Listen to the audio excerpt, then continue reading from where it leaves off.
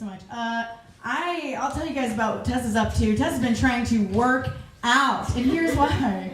Not just because I look great doing it. I've been trying to work out, you guys, because I am tired of our society implying that women's bodies aren't powerful, right? Like, if women's bodies aren't powerful, answer me this. How did I sneeze out a tampon on the bus? Like, it was no big deal. It was no big deal. It was no big deal. It was not a big deal. It was a terrific mess, though. I'm so glad you guys are laughing at that, because the guy who slipped and fell in it, he did not think it was funny. Holy shit, oh my god.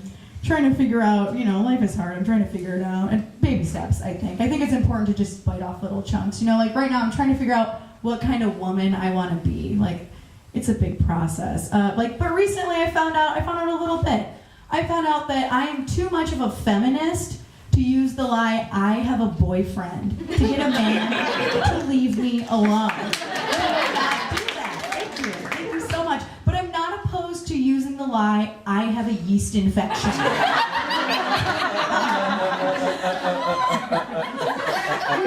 Because one of those lies works every single time.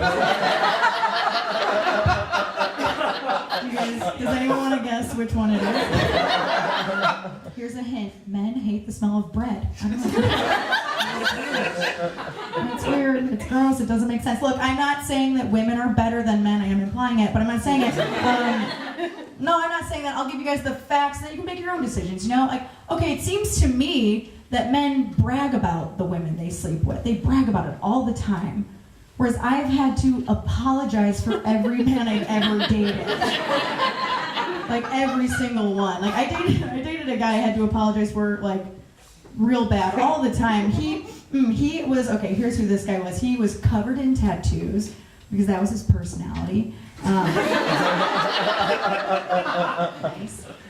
And one day he was like, hey babe, I got a new tattoo, and I cannot wait to show it to you.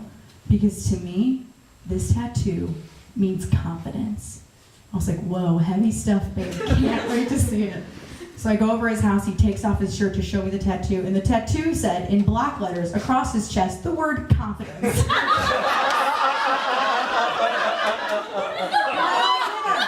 not all winners. He was cute. What can I say about motorcycle? We all make those decisions. He was cute. I try to be cute myself. I do try. I think I'm fashionable. I like to think that. And it's not just because I'm conceited, it's also because every single time I go out shopping, somebody stops me, they come up to me and they're like, excuse me, miss, do you work here? Like, that's gotta mean that I'm fashionable. It's either that or the people who shop at Salvation Army are just very easy to impress. I do. I like fashion. I think it's a lot of fun. I've been noticing that the 70s are a big trend in women's fashion that's happening right now. You guys noticing this? You got like high-waisted jeans, which is dope if you have the body of an exclamation point like me. That's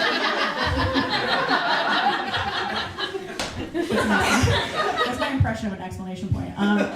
Yeah, it's dope. You see like high-waisted jeans, mustard yellow, plaid, like straight hair's coming back. I love the 70s. There's one trend that I have not yet seen come back, and I'm waiting for it. It's my favorite. You guys might like it too. It's the full bush, right? I love it. It's also kind of a hazard. If you do wear high-waisted jeans, that's a lot of zipper. But I love the full bush. I don't understand why it's gone away. I don't understand why, it gets cold, I don't get it. Like, if you've watched porn in the last 20 years, you know this is true. Like, we are telling women, based on modern pornography, that women, the beauty standard is that they're supposed to have a thick, luscious head of hair like Penelope Cruz, but a pussy landscape like JonBenet Ramsey.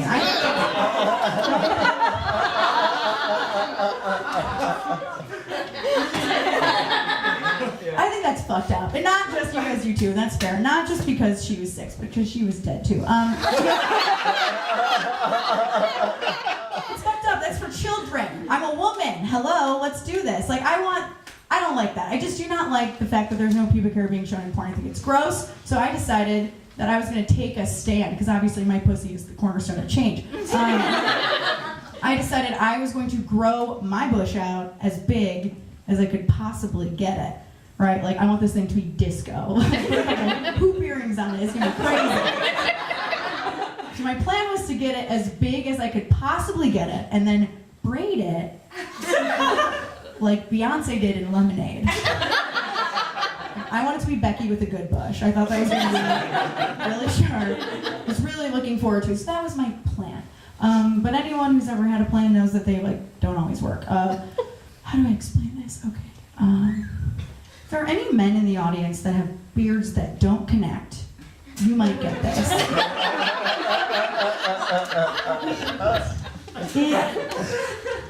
It didn't fill in all the right spots.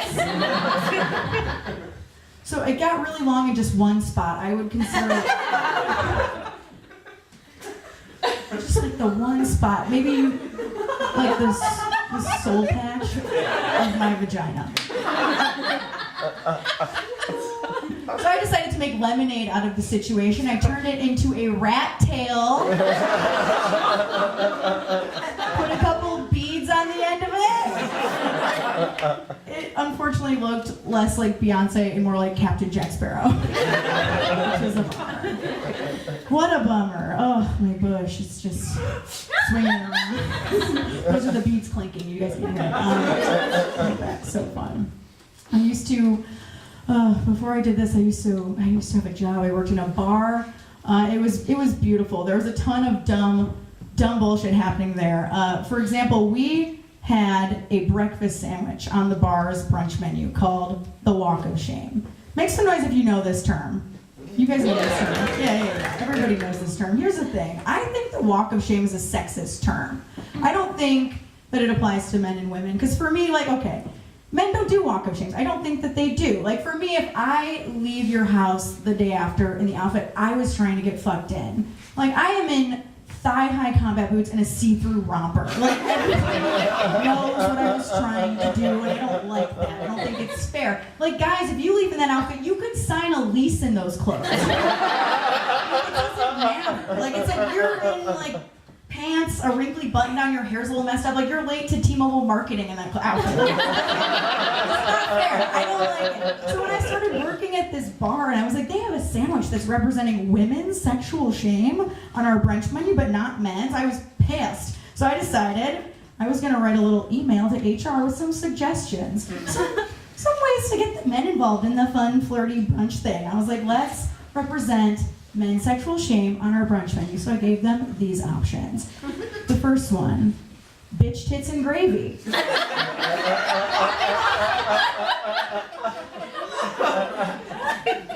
That one's a little hard to find on the menu because it's hiding under several layers of t-shirts. Very strange. They didn't like that. They did not go for it. The second one I suggested was the chode hoagie. With a side of micro penis creams. A little bit more of a lunch item, but don't worry, ladies, will never satisfy you. And my personal favorite, really hoping they would go for this option to represent men's sexual shame on our brunch menu, the whiskey dick skillet. Right? It's just like 2 hot dogs marinated in 32 ounces of Old Granddad. Served over house potatoes. 2 eggs, any style, ladies, any way you want them. But just know that no matter how you order those yolks, they will never come out hard. I'm going to tell you guys one more thing and then I'm going to leave. That bar, I got fired for that. I did. I got fired from that job. And I don't care that I got fired because there was even more dumb bullshit going on. I'll tell you, on my very first day, like the training for the job, they told me, and they called it the onboarding process, which seems like pretty strong language for a job that requires you to do shots on the clock. They told me in training, day 1, they said, we expect employees here to show up first date ready. And I'm like, I don't know what that means. Like, what is that? Like, I only go on lunch dates because I believe we accept the meals we think we deserve. Don't worry, everyone. what first date ready means. They said that means you show up with your hair done and your makeup done, ready to connect with people and have a great time. Oh, okay. I'm so glad that they said that, because when I show up to work first date ready, I show up 3 drinks in, expecting free food, and ready to leave immediately. You guys